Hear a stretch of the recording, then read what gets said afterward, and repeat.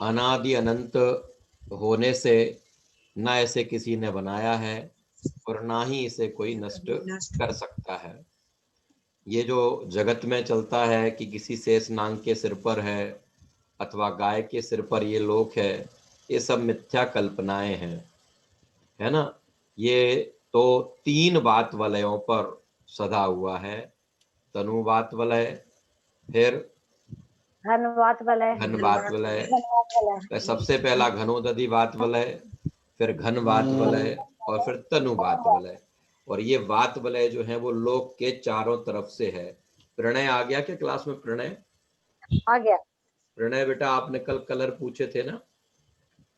घनोदधि बात वलय का कलर जो होता है वो मूंग के समान होता है। मूंग होता है ना, मूंग का दाना, मूंग देखा है, हरे से कलर का मूंग का दाना जो होता है, तो वो मूंग के दाने के कलर के समान होता है। और जो घन बात वलय होता है वह गोमूत्र, गोमूत्र गाय के मूत्र के वर्ण का होता है। और जो तनु बात वलय है उसका वर्ण अव्यक्त है। ठीक है प्रणय, सुन लिया बेटा? तीनों क्या फिर से?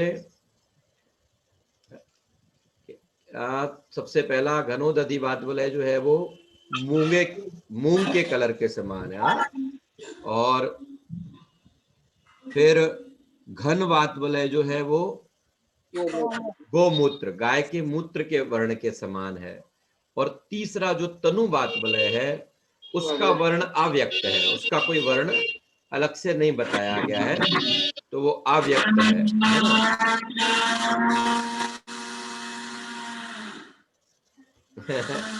ये जी अनम्यूट कर दीजिए सब।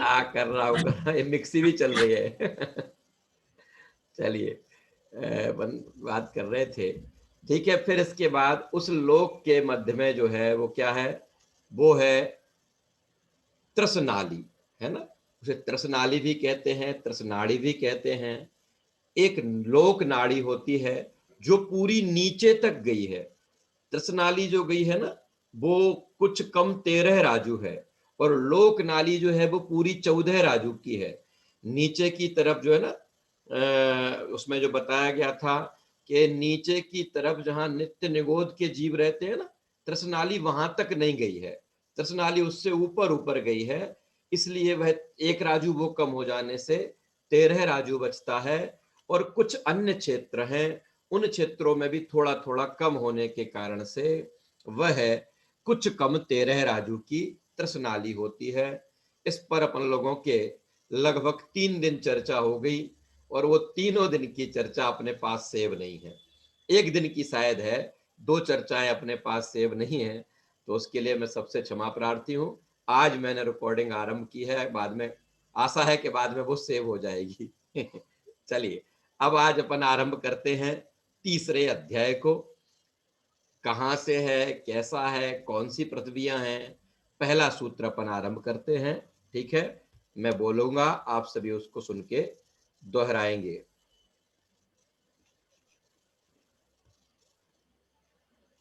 देखिए, आ गया स्क्रीन पर? हाँ भैया जी। रत्न शर्करा बालुका पंक धूम तमो महात्मा। बोले, रत्न शर्करा बालुका प्रभा भूमियो घनाम्बुवाताकाश प्रतिष्ठा सप्ताधोधा।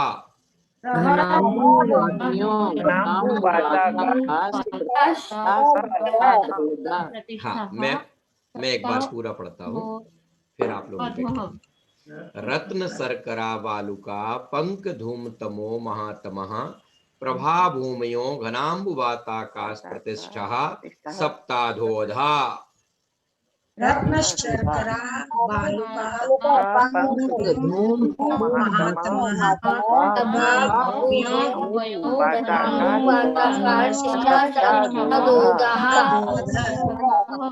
हाँ, एक बार भैया जी आप एक बार बोलिए। हाँ, एक बार और बोल रहा हूँ, आप लोग ध्यान दें, है ना। कहाँ मैं रुकता हूँ वहां ध्यान से, फिर मैं एक एक से बोलूंगा। एक एक एक एक अब आप एक साथ बोलते हैं तो पता भी नहीं चलता, किसी एक से पूछता हूँ। रत्न शर्करा वालुका पंक धूम तमो महातमः प्रभा भूमयो घनाम्बुवाताकाश प्रतिष्ठा सप्ताधोधा। मैं बोले बोलूं बट अयान सौगानी जी बोले।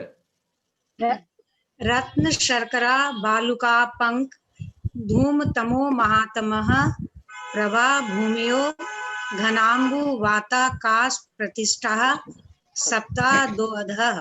सप्ताधोधा सप्ताधोधा। सप्ताधोधा। ठीक है, क्या जी मैं एक बोलूं? शशि जी आप और बोले एक बार। हाँ। रत्न शर्करा बालुका पंख धूम तमो महातमः प्रभा भूमियो घनाम्बु वाताकाश प्रतिष्ठा सत्ताधोधा। दीपमाला जी आप बोलिए। ये जो प्रतिष्ठा है ना, प्रतिष्ठा, एक मिनट, प्रतिष्ठा में जो विसर्ग है ना उसका उच्चारण भी चाहिए, प्रतिष्ठा सप्ताधोधा। हाँ, ये विसर्ग का उच्चारण। हाँ, रत्न शर्करा बालुका पंक धूम तमो महातमः प्रभा भूमयो घनाम्बु वाताकाश प्रतिष्ठा सप्ताधोधः। सप्ताधोधा, ठीक है, बहुत बढ़िया। चलिए अब म्यूट कर लें सब लोग अपने आप को। देखें, अब ये 7 नरक पृथ्वियां हैं। क्या है ये? 7 नरक पृथ्वियां हैं। सबसे पहले देखो, इतने में से रत्न, रत्न, ठीक है, फिर शर्करा, फिर वालुका, फिर पंक, फिर धूम, ठीक है, फिर धूम, फिर इसके बाद तम, फिर महातम। और ये जो प्रभा है ना, प्रभा, प्रभा अंत दीपक है, अंत दीपक। अंत दीपक जानते हो? अंत में है, सबके साथ जुड़ेगा। हाँ, कैसे जुड़ेगा? रत्न के साथ प्रभा जुड़ेगा तो क्या हो जाएगा? रत्न प्रभा। रत्न प्रभा। शर्करा के साथ प्रभा जुड़ेगा, शर्करा प्रभा। बालुका के साथ प्रभा जुड़ेगा, बालुका प्रभा। पंक के साथ प्रभा जुड़ेगा, पंक प्रभा। धूम के साथ प्रभा जुड़ेगा, धूम प्रभा। तम के साथ प्रभा जुड़ेगा, तम प्रभा। और महातम के साथ प्रभा जुड़ेगा तो महातम प्रभा। ठीक है, ये तो 7 नाम हुए। फिर घनाम्बु वाताकाश प्रतिष्ठा, ये कहाँ प्रतिष्ठित है? घनाम्बु वाताकाश। 3 अपन ने बात बोले पढ़े थे ना, घनाम्बु वाताकाश। घनाम्बु सबसे पहला क्या था? घनोदधि। तो ये घनाम्बु, घन और अंबु है ना, घन और अंबु, चाहे घनाम्बु कहो चाहे घनोदधि कहो, एक ही बात है। क्यों? वहां अब आप लोग म्यूट कर लें अपने आप को, किसी की आवाज आ रही है बहुत तेज। मैं म्यूट करता हूं, 1 मिनट।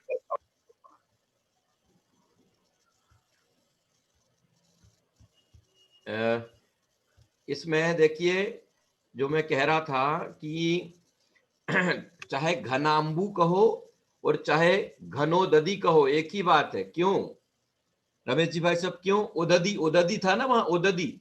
उदधि माने भी पानी होता है और अंबु माने भी पानी होता है ना। तो घन अंबु वात, बस इनमें आ गया घन अंबु वात। इसका मतलब घनोदधि कहो चाहे घनम्बु वात कहो, एक ही बात है। इसका मतलब क्या हो जाएगा? घनोदधि वात वलय।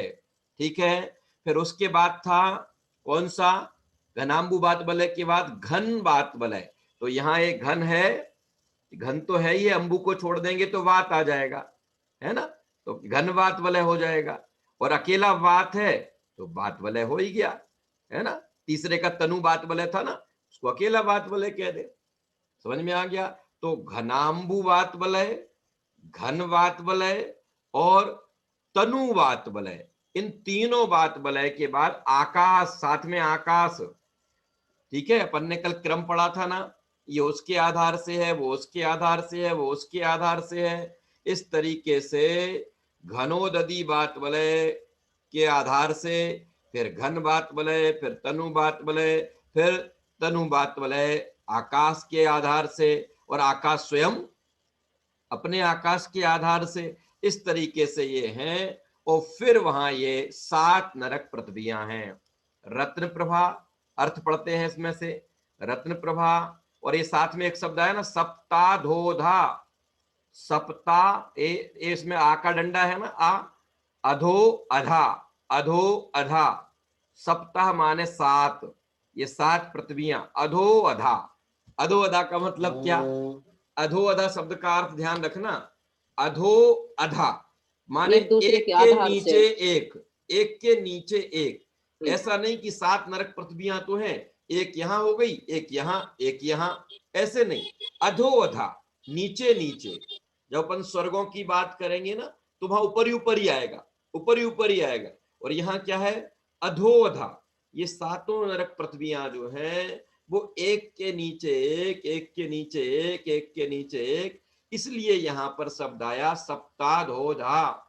सब 7 की 7 पृथ्वियां एक के नीचे एक है। अगर ये अधो अधा शब्द का प्रयोग नहीं होता ना तो हम ये समझ लेते कि 7 नरक पृथ्वियां तो हैं, पर एक इधर, दूसरी, तीसरी, चौथी, 5वीं, 6वीं, 7वीं, हम ऐसे भी तो पंक्ति में भी तो कर सकते थे ना उन्हें, है ना।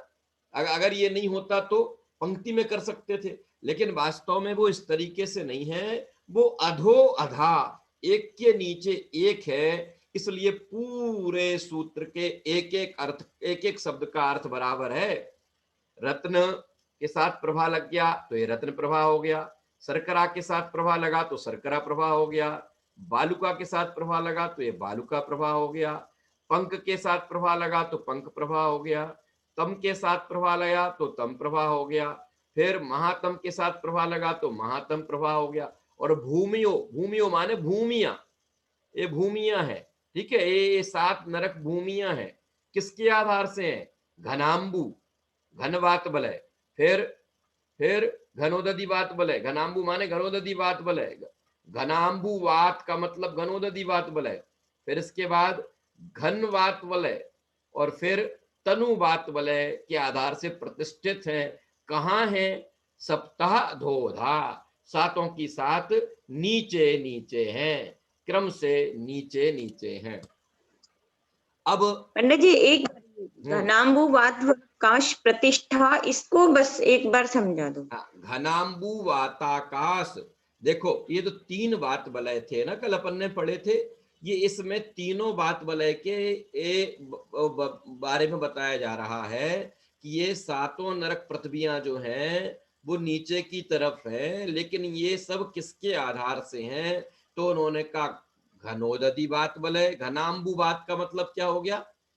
घनोदधि वात वलय, और घनवात का मतलब हो गया घनवात वलय, है ना। और तीसरा जो था वो तनु, पतला वात वलय। वात अकेला तनु कहो अथवा अकेला, या फिर वात अकेला कह दो, क्योंकि पतली हवा का था ना, वो पतली हवा का जो घेरा था वो तनु वात वलय था, और हवा के साथ में माने ठोस हवा का जो घेरा था वो घन वात वलय था, और ठोस हवा के साथ साथ पानी, हवा और पानी दोनों का जो घेरा था वो घनाम्बू वात वलय था। तो ये तीनों वात वलय के नाम आ गए इसमें ये। और फिर इसके साथ आ गया आकाश, माने ये इसके आधार से, वो उसके आधार से, वो उसके आधार से, और फिर अंतिम वाला आकाश के आधार से, और आकाश स्वयं अपने आधार से। ये अपन ने कल पढ़ा था, तो वही वाली बात है ये पूरी। ठीक है सीमा जी, क्लियर? वो तो था, लेकिन जो संस्कृत का जो शब्द लिखा हुआ है ना, जैसे घनाम, हाँ देखो घन आ गया, देखो अम्बू, वहां था घनोदधि, वहां था घनोदधि, और यहाँ है घनाम्बू वात, वहां था घनोदधि वात वलय। तो उदधि कहो अथवा अम्बू कहो, अम्बू माने भी पानी होता है और उदधि माने भी पानी होता है। घन माने ठोस, अम्बू माने पानी, है ना। ठोस पानी, और वात माने हवा, इनका जो घेरा होता है वो कहलाता है क्या? घनाम्बू वात वलय। और फिर इसके बाद अकेला क्या आया? घन, ये यहाँ का घन और यहाँ का वात, अम्बू छूट दिया बीच में, घन और वात, तो दूसरे नंबर का वात वलय आ गया घन वात वलय, है ना। ठोस, घन माने ठोस, वात माने वायु, ठोस वायु का जो घेरा है वो घन वात वलय है। और अकेला वात बचा ना, तो केवल पतली हवा का जो घेरा है उसका नाम था तनु वात वलय। तो यहाँ तनु के लिए उन्होंने शब्द नहीं लिया, अकेला बात कह दिया, तो पतली हवा का घेरा, है ना। तो पतली बात का मतलब अकेले हवा का घेरा, तो इस तरीके से वो तीनों आ गए, ठीक है। और ये तीनों किसके आधार से हैं? क्या आकाश के आधार से प्रतिष्ठित है। और आकाश के बारे में बाद में अपन ने जाना ही था, कोई अपन से पूछे कि फिर आकाश किसके आधार से है, कि आकाश को किसी के आधार की आवश्यकता नहीं है, आकाश स्वयं अपने ही आधार से है। ये अपनी पुरानी बात जो हुई थी वो अपनी पूरी हुई आज, है ना। ये 7 नरक पृथ्वियों के नाम आ गए। अब देखो यथा नाम तथा काम है इनका, है ना। यथा नाम तथा काम का मतलब क्या हुआ कि जैसे इनके क्रमशः नाम है रत्न और ये प्रभा, नाम तो जो पहली नरक पृथ्वी है उस नरक पृथ्वी की प्रभा, प्रभा माने होता है क्या? चमक। प्रभा माने क्या होता है? चमक, है ना। तो पहली रत्न प्रभा पृथ्वी की चमक रत्न के समान है, रत्नों के समान। जैसे रत्न चमकता है ना, ऐसे रत्न के समान पहली नरक पृथ्वी चमकती है, इसलिए उसका नाम क्या हो गया? इसलिए उसका नाम रत्न प्रभा हो गया। भैया देखिए जी, नरक का भी नाम इतना सुंदर। हाँ, ये पृथ्वी का नाम है ना।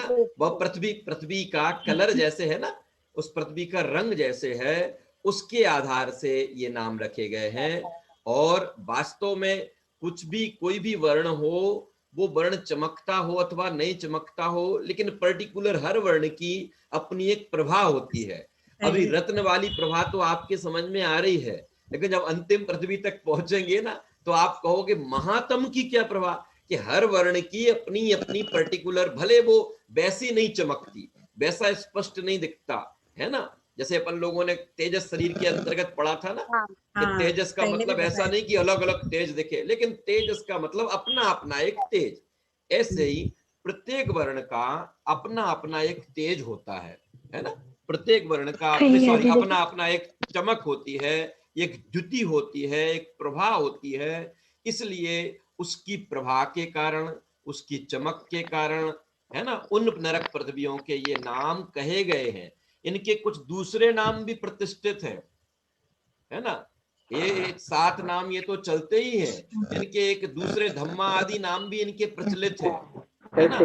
धम्मा वंशा आदि, है ना, ये नाम भी। लेकिन मुख्य, हाँ मुख्य नाम अपन को क्या याद रखना है? मुख्य ये 7 नाम। ये नाम ज्यादा इजी है ना मम्मी? ये कह रही है क्या ना, दीपमाला जी की पुत्री कह रही है ये नाम ज्यादा आसान है। आसान सब है बेटा। जरा अपन लोग किसी भी चीज के लिए जब अपन 2 बार 3 बार पढ़ते हैं ना, अपन को कोई चीज जब नई सामने आती है तो कठिन लगती है ना। अपन लोगों ने पहले दिन जब वो देखा था ना लोक का नक्शा, वो तीनों बात बलय, तो बड़े कठिन से लग रहे थे। ये बात बलय कैसे होते होंगे, ये हाथ पे, कमर पे हाथ रखा हुआ पुरुष के आकार वाला लोक कैसे होता होगा। लेकिन अपन ने 2 दिन जब उसके बारे में पढ़ लिया ना, तो अब आसान हो गया। कहीं भी लोक का नक्शा दिखाई देगा, आप समझ जाओगे। क्लियर हो गया। अरे इसकी ऊंचाई 14 राजू है, इसकी मोटाई 7 राजू है, इसकी एवरेज चौड़ाई 3.5 राजू है। फिर पूरे का घनफल निकालते हैं तो 343 घन राजू आता है। एक राजू में असंख्यात योजन होते हैं, एक योजन में 6000 किलोमीटर होते हैं। ये सब आपको आ जाएगा, है ना। और नहीं सुनते, नहीं पढ़ते तो कुछ भी पता नहीं रहता, समझ में नहीं आता। इस तरीके से वो अभी अपनी बात ठीक है। रत्न के समान जिसकी प्रभा है, चमक है, वह कहलाती है रत्न प्रभा, ठीक है। अगला क्या है? सरकरा। सरकरा माने होता है शक्कर। सरकरा माने क्या होता है? शक्कर। देखो माने पहले रत्न जितनी प्रभा, और अब घटी तो सीधी शक्कर जितनी बची। शक्कर में चमक तो होती है, लेकिन कोई रत्नों जैसी होती है क्या, है ना। तो दूसरी, पहली पृथ्वी से दूसरी पृथ्वी पर आते ही उसकी प्रभा कितनी बची? सरकरा के समान, शक्कर के समान सफेदी तो है ना। क्योंकि वहां जो नारकी रहते हैं ना, वो नारकी इधर उधर भागते हैं, एक दूसरे से लड़ते हैं, अपने हाथों को हथियार बनाते हैं। क्या भी पूरा भी वो पीपीटी हम शेयर करेंगे तो आपको सब दिखेगा, है ना। तो ये बिना देखे थोड़ी करेंगे, एक दूसरे को देखते होंगे ना, तो देखेंगे तभी। हाँ, इनमें गैप कितना होता होगा? जैसे रत्न प्रभा, सेकंड, सब एक एक राजू का अपन ने कल पढ़ा था ना। 7 राजू का है ना अधोलोक। अच्छा। एक राजू का सब उसमें आया था, है ना। अभी अपन 7 पृथ्वियों के उसका बात कर ले, फिर अपन और बात करते हैं, है ना। पहली रत्न प्रभा का वर्ण किसके समान? रत्न के समान।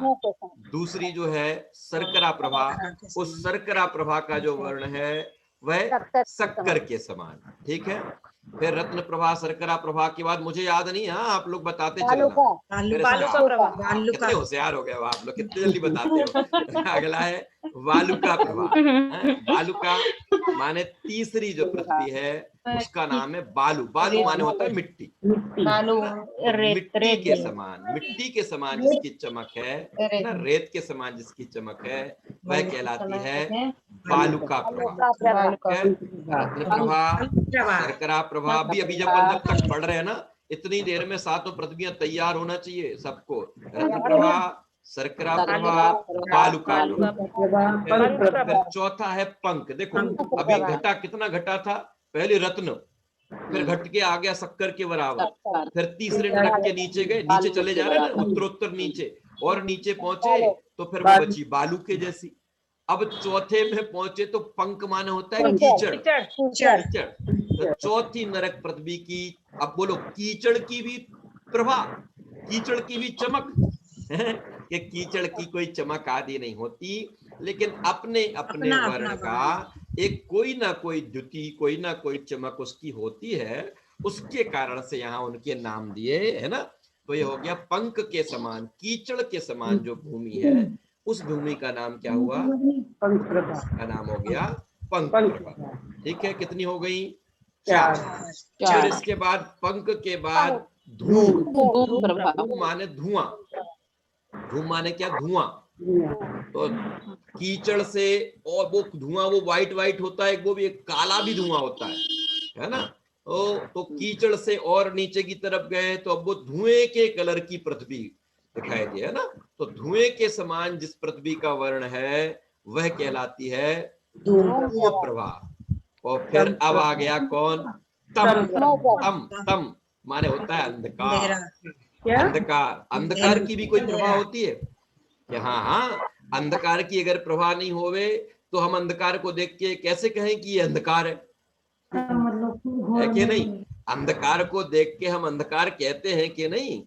इसका मतलब अंधकार की भी कोई ना कोई प्रभा तो होती है। देखो भैया, चाहे वो इंग्लैंड के बिल्कुल गोरे चिट्ठे हो और चाहे वो दक्षिण अफ्रीका के बिल्कुल काले हो, अपनी अपनी प्रभा हो सबकी, अपना अपना तेजस सबका होता है। ऐसे यहाँ पर है ना, अपने अपने वर्ण का सबका अपनी अपनी प्रभा होती है। इसलिए अंधकार के समान जिस भूमि का वर्ण है वह कहलाती है तम प्रभा। और अंधकार में भी जो गहन अंधकार होता है, उस गहन अंधकार के वर्ण के समान जहाँ भूमि है, जो भूमि है उसका नाम है महातम प्रभा। महातम प्रभा। ठीक है, सातों भूमियां मैं एक बार रिपीट करता हूँ। रत्न प्रभा, शर्करा प्रभा, बालुका प्रभा, फिर पंख प्रभा, प्रभा, तम प्रभा और महातम प्रभा। बहुत बढ़िया, सबको याद हो गए। लेकिन बताएगा कौन? प्रणय। प्रणय बताएगा। प्रणय, प्रणय के बाद दीपमाला जी की, दीपमाला जी की लड़की बताएगी प्रणय के बाद।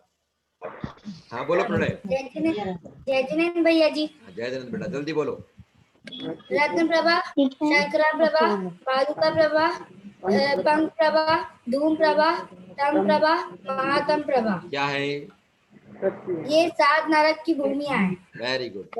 और जैसे उनके नाम वैसे वैसे उनके वर्ण, है ना, उसी के हिसाब से उनके वर्ण। हाँ अब बोलो, तुम्हारा प्रश्न भी था कोई? भैया, हाँ भैया जी, हमारा प्रश्न हाँ। है भैया, ये शक्कर जो है ये तो बहुत ही रीसेंट वर्ड है, मतलब ये कोई है ना, और जब ये तत्वार सूत्र की रखी गई थी तब शक्कर थोड़ी एग्जिस्ट करती है। इसीलिए तो शर्करा था नाम, इसीलिए तो शक्कर नहीं था, शर्करा था। तो आप कह रहे हो शक्कर तब एग्जिस्ट करती थी? शर्करा का हिंदी शक्कर हो गया। पहले शर्करा कहलाती थी, लोग शर्करा ही कहते थे, है ना। आज से बहुत समय पहले आप अपने और बड़े पूर्वजों से पूछेंगे तो वो शर्करा का बिगड़ता कहो या सुधरता हुआ रूप कहो, वो शक्कर तक पहुंच गया, है ना। मूल शर्करा। ठीक है भैया जी मैं बोलूं? हाँ बोलो बेटा, बोलो। रत्न प्रभा, शर्करा प्रभा, बालुका प्रभा, पंख प्रभा, धूम प्रभा, वेरी गुड। तम प्रभा, मातम प्रभा। तम माने होता है बेटा, वेरी गुड, 7 शाबाश। भूमियां हैं हाँ, तम का मतलब होता है अंधकार, नरक की। और महातम का मतलब होता है घना अंधकार। ठीक है, नहीं तो तुम याद करोगे और फिर कोई पूछे तम क्या होता है तो आप कहना जो तम तमा जाता है गुस्से में वो तम होता है। वो तम नहीं होता है। तम माने होता है अंधकार, और महातम माने जो बहुत तम तमा जाता है। नहीं नहीं नहीं, महातम का मतलब बहुत अंधकार, घोर अंधकार जो होता है। अब मैं, अभी समय है अपने पास, वो शेयर करता हूँ, उसके आधार से थोड़ी सी बात करते हैं। हाँ, राशि क्या पूछ रही है? पूछो राशि बेटा। भैया जी धूम का क्या बताया? धुआं। धुआं, धूम का मतलब धुआं। भैया जी बालू का होता है, बालू का माने रेत, मिट्टी होती है बेटा। बालू है ना, बालू बालू, बालूका का मतलब वालू। बालू का बोलेंगे कि वालू का? बालूका। ठीक है। हाँ जी, देखो अब इसमें देखो अगले चार्ट में देखें, ये 7 नरक, इस तरफ नरक की दुर्दशा तो देखो जरा क्या चल रहा है, देख रहा है? ये सब चलता रहता नरक में हमेशा, मार काट, ये गरम तवे पे, गरम कढ़ाई में डाल के इधर से उधर हिलाना, ये लड़ाई झगड़ा करना, ये अग्नि में पटक देना, ये उल्टे, देखो ये जो ये देख रहा ना सिर, ये उल्टे सिर को करके, हाँ सिर को करके जन्म होता है वहां, है ना, सिर की तरफ से वो भूमि में पहुंचता है, और फिर वो भूमि को टच करते ही उछल जाता है। इतना इतना कष्ट होता है कि टच करते ही ऊपर की तरफ उछलता है ना।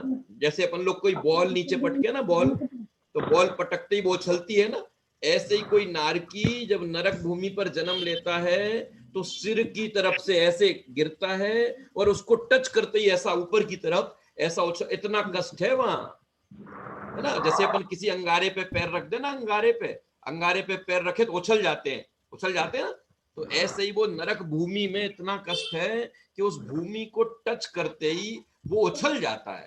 तो इसका प्रमाण है, बताया आपको रमेश जी भाई साहब, प्रमाण है कितना कितना उछल जाता है, किस भूमि को टच करेगा तो कितना उछलेगा, कितने को टच करेगा तो कितना, ऐसा आता है। ऐसा है भैया जी, वहां मेरे पास में है कितना उछलते हैं। हाँ, मुझे भेजना तो कल बताएंगे। हाँ भैया जी। ठीक है भैया जी, फिर वो नीचे की पृथ्वी में, हाँ कहाँ बेटा, क्या पूछ रही? भैया जी वो नीचे की पृथ्वी में फिर कैसे जाते हैं, उछलते ही रहते तो? नहीं बेटा, वो मतलब ऐसा पहली है, बार देखो, जन्म लेते हैं ना ऐसा, तो उछलते देखो हैं। ऐसा नहीं है कि वो एक में से होके नहीं जाना पड़ता है ना, एक में से दूसरी में से ऐसे नहीं जाना पड़ता है। जिस नरक की उसने आयु बांधी होती है ना, पहले अभी सब आगे आगे जो अपन लोग पढ़ेंगे ना बेटा, तो इसमें सबकी आयु आएगी, किस नरक की कितनी आयु है। तो उसने जिस नरक की आयु बांधी होती है वो उस नरक में ही जन्म लेता है, सीधा वहां पहुंचता है ना। जैसे त्रियंच गति का त्रियंच, अभी अपन यहाँ पर है, और त्रियंच कहाँ पर होगा जहां हमें जन्म लेना वो पता ही नहीं कहाँ, हमारा जीव वहीं पहुंच जाएगा, वहां पहुंच के शरीर को धारण कर लेगा, ऐसा। ठीक है, ये देखो रत्न प्रभा, फिर शर्करा प्रभा, वालुका प्रभा, पंख प्रभा, धूम प्रभा, तम प्रभा, महातम प्रभा, और ये इस तरीके से एक के नीचे एक हो गए, है ना। यहाँ भी चित्र में दिखाई दे रहा है। फिर इसके बाद कहाँ तक गर्मी है, कहाँ तक ठंड है, ये सब आएगा, है अभी आगे आगे सूत्रों में सब आएगा। देखिए अब नारकी किसे कहते हैं देख लें, बस इसके बाद अपना ये सूत्र पूरा, हाँ अभी और देखते, पहले इसके पहले वाले पॉइंट्स को देख लें, और म्यूट कर लें सब लोग अपने आप को, है ना सब। देखिए नारकी के पर्यायवाची नाम कई जगह नारत, नारत का मतलब क्या हुआ, जहां उसे अच्छा ना लगे वो कहलाता है नारत। हम जहां पहुंचते हैं हम वहीं रत जाते हैं। एक बस ऐसा स्थान है नरक, जहां यह जीव पहुंचता है तो वहां से भागना चाहता है। अरे त्रियंच गति के कीड़े की पर्याय में भी पहुंचता है ना, तो कीड़े की उस पर्याय में भी वो रत है, उसे वो अच्छी लगती है, वो उससे भागना नहीं चाहता, बस केवल नारत, नारकी जो है वो अपनी उस पर्याय से भागना चाहते हैं, क्योंकि इतना कष्ट है जिसे कोटि जीवाओं से, करोड़ों जीवाओं से भी कहा नहीं जा सकता, इसलिए उसके लिए एक शब्द क्या चलता है, नारत। जहां रत ना हो, जहां अच्छा ना लगे, वह कहलाता है नारत। नरक, अकेला नरक भी चलता है, नरक। निरय शब्द भी चलता है, निरय, है ना, निरय। इसलिए याद रखना, कई बार हम लोग जानते नहीं हैं तो ऐसे नाम भी रख लेते हैं, है ना। उन्होंने कहा निरय, निरय भैया नरक, नारक शब्द का पर्यायवाची है। अरे भैया कौन बोल रहा है, सारे काम यही कर लो, है। चलो ठीक है, नारत, नरक, निरय और निरत, ना, निरत, जहां पर रत ना हो, नारत और निरत, इन दोनों का अर्थ एक सा है, ठीक है। नीचे देखो दिया भी है, नारत स्वयं अथवा परस्पर प्रीति को प्राप्त नहीं होते, माने स्वयं को भी अच्छा नहीं लगता, आपस में एक दूसरे को भी कोई नहीं रुचता। इस मनुष्य गति में तो एक दूसरे को परिजन रुचते हैं, ये हमें अच्छे लग रहे हैं, वो हमें, उन्हें हम अच्छे लग रहे हैं ना, एक दूसरे को रुचते हैं। वहां एक नारकी दूसरे नारकी को देखकर क्या कहें, मारो मारो मारो का आवाज आता है, बस मारो मारो मारो यही आवाज आती है, लड़ते झगड़ते रहते हैं, एक समय के लिए भी वहां शांति नहीं है। बस केवल ये कहने में आता है कि जिस समय किसी तीर्थंकर का जन्म होता है, उस क्षण मात्र के लिए नरकों में भी शांति होती है। उनके तीर्थंकर के पुण्य का वैभव बताने के लिए है ना, तीर्थंकरों के पुण्य का वैभव बताने के लिए। वास्तव में जहां लगातार अशांति, लगातार आकुलता, लगातार लड़ाई झगड़ा चलना है, वहां क्षण मात्र से क्या पता चलने वाला है ना। तो नारत अर्थात स्वयं को वहां अच्छा नहीं लगना, और परस्पर में एक दूसरे नारकी भी अच्छे नहीं लगना। फिर है द्रव्य क्षेत्र काल भाव में परस्पर रमते नहीं है, परस्पर में ना वहां का द्रव्य, ना वहां का क्षेत्र, ना वो काल, ना लोगों के आपस में होने वाले भाव, वो किसी में नहीं रमते, कोई भाव उन्हें अच्छे नहीं लगते, कोई काल अच्छा नहीं लगता, ना वो क्षेत्र अच्छा लगता है, ना एक दूसरे को द्रव्य अच्छा लगता, वो रमते नहीं है, इसलिए उसका नाम नारत है ना, नारत। फिर अगला है नरक, नरान अर्थात मनुष्यों को कायंती, कायंती, नरक नरान मनुष्यों को कायंती। नरक शब्द की व्युत्पत्ति क्या की, नरान कायंती, माने मनुष्यों को क्लेश पहुंचावे, कष्ट पहुंचावे, उसका नाम है नरक, है ना। अब यहाँ कायदे से मनुष्यों को अपन ने लिख दिया है, लेकिन वो मनुष्य थोड़ी होते, फिर वहां जाके तो वो नारकी हो जाते। तो जीव कह सकते हैं, जीव को जो क्लेश पहुंचावे, कष्ट पहुंचावे, उसका नाम क्या है, नरक। अपन मनुष्य गति के लोगों से बात कर रहे हैं ना, इसलिए यहां मनुष्य की ओर से बात की कि मनुष्यों को कष्ट पहुंचाने वाला जो है उसका नाम क्या है, नरक, ठीक है। जैसे यहाँ पर भी अपन आपस में कभी कभी बात करते हैं ना कि भैया वहां मत जाओ, वो तो पूरा नरक है। क्यों है नरक, किस बात से है नरक?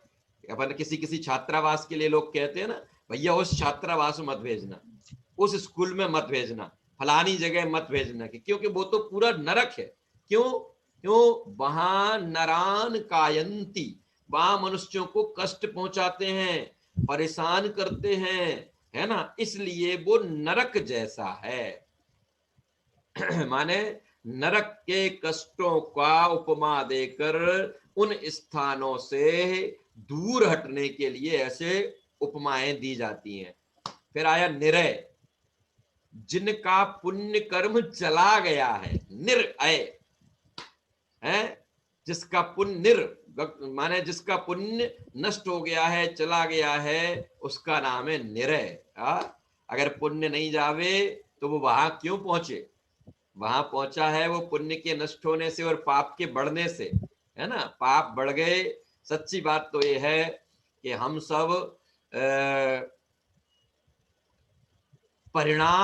परिणामों से तो परिणाम मतलब फल, हम सब फलों से तो डरते हैं कि ऐसा फल ना मिले, ऐसा फल ना मिले, कि ठीक है नहीं मिलेगा, लेकिन कर्म नहीं करेंगे। वृक्ष कह का लगाया, वृक्ष कह का लगाया कि वृक्ष तो वृक्ष लगाने की चिंता नहीं है, और हमें ऐसा फल नहीं चाहिए, हमें ऐसा फल चाहिए।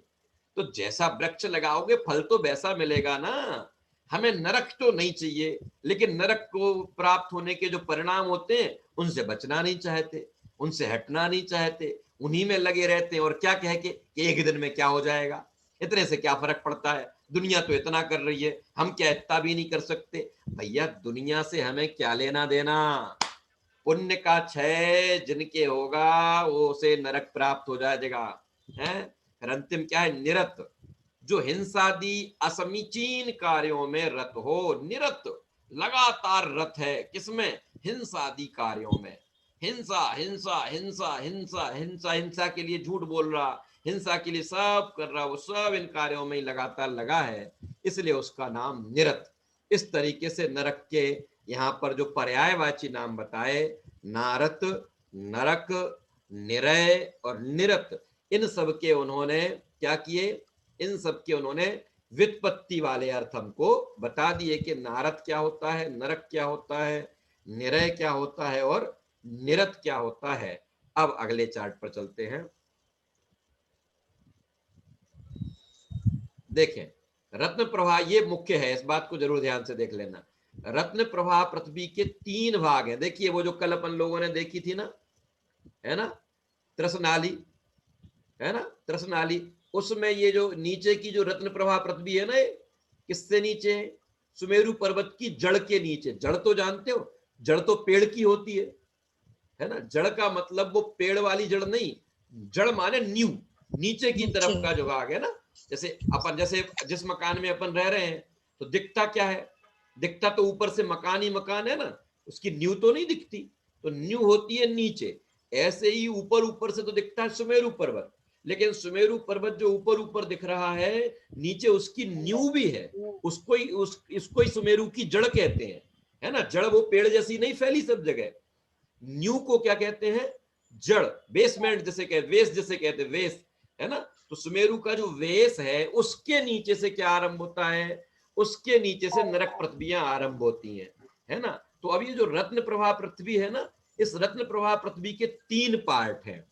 कितने पार्ट, चाहे 3 पार्ट कहो, चाहे वो 3 मंजिल होती ना, इस तरीके से एक के ऊपर एक, तो वो 3 पार्ट है। कौन कौन से देखो, सबसे ऊपर माने किसके, सुमेरु की जड़ की तरफ से, सुमेरु की जड़ की तरफ से होगा तो क्या होगा, सबसे पहले खर भाग, ठीक है। खर भाग से नीचे की तरफ जाएंगे तो पंख भाग, है ना, और पंख भाग से नीचे की तरफ जाएंगे तो अहुल भाग। समझ में आ गया स्पर्धा जी किसके हैं ये जो रत्न प्रभा पृथ्वी है ना, उस रत्न प्रभा पृथ्वी के 3 पार्ट है।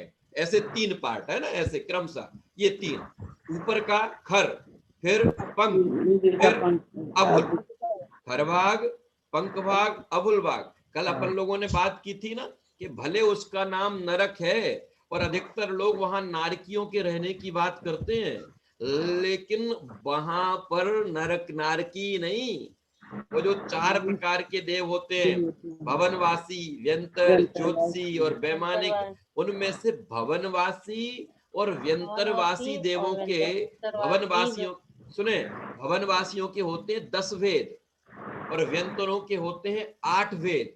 उनमें से कितने कितने वहां पर रहते हैं, देखो यहाँ सब बताया जा रहा है। खर भाग में, पंख भाग में, अभुल भाग में किसका निवास है, पहले तो उसका विस्तार बता रहे हैं। खर भाग कितने विस्तार का है, 1600 योजन, 1600, ओनली 1600, है ना, 1600। फिर इसके बाद उससे नीचे जब पंख भाग है वो 84,000 योजन का है। कितने हजार योजन का, 84,000 योजन का। और अवुल भाग क्या हो गया, 80,000 का। अगला सूत्र आ गया, अवुल भाग जो है वो ये कैसे गायब हो गया, 80,000 80,000 का है वो। यहाँ से दूसरा सूत्र आ गया। एक मिनट स्टॉप करता हूँ, फिर से लाता हूँ।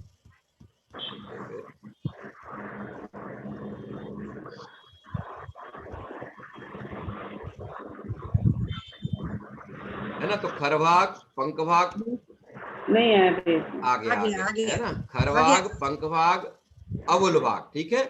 खरभाग की कितना वो है विस्तार 1600 योजन, पंख भाग का 84,000 योजन, अभुल भाग का 80,000 योजन। ठीक है, अब है क्या देखो, यहाँ जो 16 यहाँ पर 1600 लिख गया है, ये 16,000 होना चाहिए,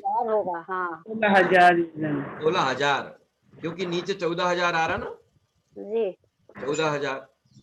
14,000 में 7 प्रकार के व्यंतर, इसमें जो 14,000 योजन है ना, उसमें 7 प्रकार के व्यंतर और 9 प्रकार के भवनवासी देव। मैंने बताया था ना 10 होते हैं ना, 10 भवनवासी के 10 और व्यंतरों के 8, तो उनमें से एक एक छोड़ दो दोनों का, भवनवासी के 9 और व्यंतरों के 7।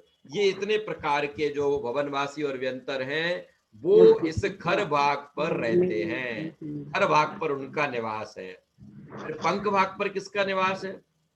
पंख भाग पर व्यंतर जाति का वो जो एक बचा था ना अंतिम राक्षस, अपन पढ़ेंगे अभी जब अपना जब वो चौथा अध्याय आएगा तब वो नाम अपन को वहां पढ़ने हैं, है ना। अंतिम जो एक राक्षस नाम का व्यंतर बचता है वो, और भवनवासी में जो असुर कुमार नाम के भवनवासी बचते हैं वो, यही असुर कुमार जाते हैं तीसरे नरक तक, है ना। ये असुर कुमार तीसरे नरक तक जाके और उन नारकियों को भिड़ाने का काम करते हैं, नारद का काम करते हैं, भिड़ाने का काम।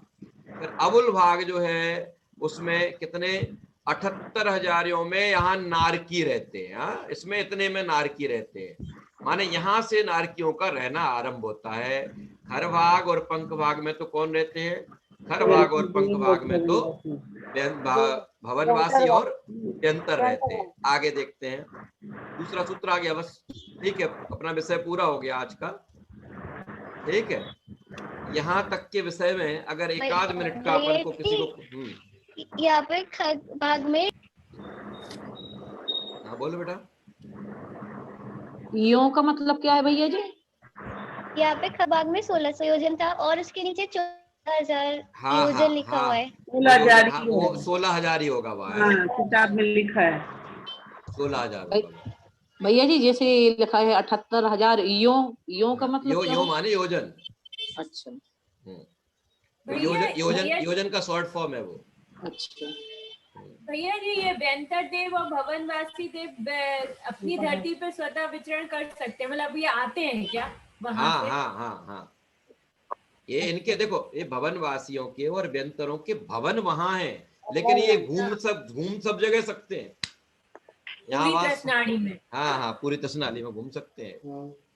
अच्छा। इसीलिए तो फिर ये अपन देखते ना, अपन लोगों के किसी के पास आकर, लेकिन ये ध्यान रखना कि ये जो व्यंतर जाति के देव हैं, किसी को परेशान करने का और किसी को अनुकूल संयोग पहुंचाने का काम हमारे उदय के बिना नहीं कर सकते, इसलिए घबराने की जरूरत नहीं है।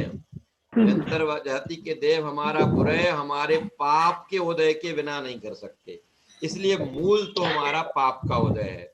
और पाप का उदय आता क्यों है? जब हम पाप करते हैं, है ना। इसलिए अगर हमें किसी भी प्रकार की प्रतिकूलता से बचना है तो प्रतिकूलताओं से पहले अपने उन परिणामों से बचना चाहिए, उन भावों से बचना चाहिए। हाँ बोलो भैया जी। सुमेरु पर्वत पे कौन रहता है?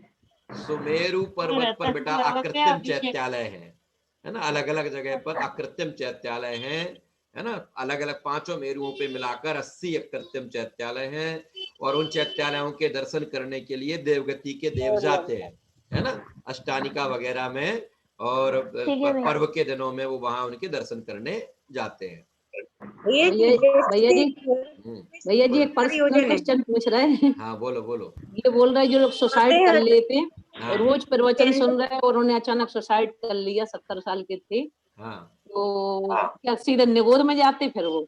देखो, आत्मघाती महापापी कहलाता है ना, इसलिए निगोद तो नहीं कह सकते हैं, लेकिन निश्चित रूप से निकृष्ट गति की ही उनको प्राप्ति होती होगी, क्योंकि उस समय ना मालूम उनके कैसे परिणाम, संकलित परिणाम के बिना तो कोई व्यक्ति अपने देह का अंत करेगा नहीं, इस कारण से। हाँ, बीवी से झगड़ा हो गया था उनका इतनी उम्र में, क्या करे, क्या सब। इसीलिए तो मैं कहता हूँ, देखो भैया, हर चीज में अपन किसी की तरफ देखने की जगह अपनी अनुकूलता का विचार करो।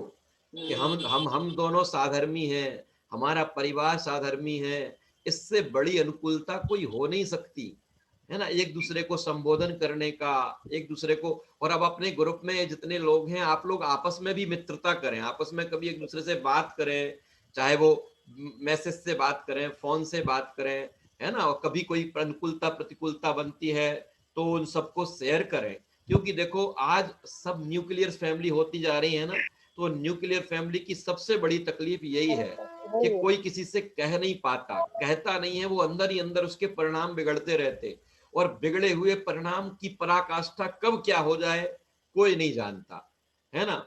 इसलिए आपस में संवाद, आपके अगर हमारे बालक बालिका बाहर रहते हो, परिजन बाहर रहते हो, है ना, तो उनसे शिकवे शिकायत की जगह उनसे बात करो, है ना। कभी अपने बच्चे बाहर रह रहे हो, किसी भी कारण से आपको कितनी भी शिकायत क्यों ना हो, लेकिन आप जब वो बाहर है तब उससे बात नहीं करें, घर आए तब अपनी बात उसको प्रॉपर वे में कहें, नहीं तो वो वहां अकेले रहते हैं, किनके कौन से परिणाम बिगड़ जाए, क्या हो जाए, है ना। और ऐसी दुर्लभता से मिली हुई ये पर्याय है। तो आज जिन अनुकूलताओं के बीच में हम बैठे हैं, वास्तव में अगर पति पत्नी दोनों साधर्मी हैं, बच्चे भी उसी लाइन पे अगर हैं, तो इससे बड़ा कोई पुण्य का उदय हो ही नहीं सकता। कुछ नहीं चाहिए, कुछ दो रोटियां मिलेंगी, दो रोटियां कहीं नहीं जा रही हैं, है ना। और अगर हम आपस में साधर्मी हैं तो इससे बढ़कर उपलब्धि कोई दूसरी हो ही नहीं सकती। इसलिए, और कभी भी कहीं ऐसे परिणाम आ रहे हो किसी के प्रति कसाय के, अपने परिजनों के प्रति या किसी के प्रति, तो आपस में बात करो। आप लोग मुझे भी बात कर सकते हैं, मैसेज कर सकते हैं कि आज परिणाम ऐसे हो रहे थे, क्या करें, क्या अपन आपस में, एक साधर्मी है ना एक दूसरे के लिए, तो साधर्मी है तो एक दूसरे को संबोधन करेंगे, एक दूसरे को बताएंगे कि ऐसी परिस्थिति में क्या करना, कैसे करना। ये अलग बात है कि भैया कोई किसी को समझा नहीं सकता, समझ में तो उसकी समझने ही से आएगा, समझा कोई नहीं सकता, समझ तो यदि कोई समझाता है तो समझ में आता है भाई भैया जी। हाँ, कभी परिणाम बिगड़ते हैं, बहुत बार होता है, बिल्कुल, कोई है संबोधन परिणाम बिगड़ते हैं, और अपन माने डिप्रेशन में क्यों आता आदमी, बिल्कुल सही इसीलिए तो बात। आता है। स्थितिकरण अपने यहाँ बताया ना, स्थितिकरण इसीलिए तो बताया, स्थितिकरण नाम की जो चीज है वो इसीलिए है ना। चल हाँ बोलिए, कौन क्या कह रहा था? मैं पूछ हाँ रही हूँ। स्पर्धा जी बोलिए। जय जिनेंद्र, जय जिनेंद्र। अभी जो आपने जो बात की उसके विषय में पूछ रही हूँ कि किसी कोई स्वाध्याय जीव है, तो स्वाध्याय के परिणाम जब होते हैं उसके दरमियान अगर आयु का बंध पड़ जाता है, जैसे जैन दर्शन में आता है अच्छी गति का पड़ता है, और अगर अंत काल में उसको कोई परिणाम बिगड़े किसी भी वजह से, हर बार तो वो ऐसा रहता नहीं, तो वो लास्ट मोमेंट के अनुसार उनकी आयु बंधेगी, या वो उनका जो पहले बंद पड़ गया उसी ऐसा अगर बंद पड़ गया है तो परिणाम बिगड़ने से उसकी आयु घट सकती है। माने अगर अच्छी जगह की होगी तो आयु घट सकती है, बुरी जगह की होगी तो आयु बढ़ सकती है, लेकिन वो बदल नहीं सकती, है ना। और ये हमेशा याद रखो, ना बहुत तीव्र संक्लेश परिणाम के समय आयु बनती है, न तीव्र मंद कसाय के परिणाम के समय आयु बनती है ना। वो जब हाँ ऐसा है, और इसका एक नियम है पूरा, मैं बताऊंगा। एक आयु का त्रिभाग होता है, पर वो कितनी बार पड़ता है ना, फिर कैसा क्या होता है, पूरा एक विषय है। अपने तत्वार सूत्र के अलावा जब जिस दिन अपन फ्री बैठेंगे उस दिन इन विषयों पर भी एक आध दिन बात करेंगे। आज मेरे पास एक एप्लीकेशन भी आई थी, कहे कि साहब हमारी भी दीपावली की छुट्टी करो। तो मैंने उस छुट्टी के लिए विचार किया है कि सबको काम भी रहते हैं और भी दूसरी चीजें रहती हैं। तो अब जो मंडे आ रहा है उस मंडे से फिर अपन देखते हैं क्या अपन को करना है, ठीक है। नहीं तो आपको परेशान करेंगे भैया जी, पीडीएफ भेजिए, वो भेजिए, ऐसा करेंगे, आपको परेशान करेंगे। चलिए ठीक है, वो घर का सफाई करेगा इसीलिए। हाँ बिल्कुल। जय जिनेंद्र सभी को, जय जिनेंद्र। जय जिनेंद्र भैया जी।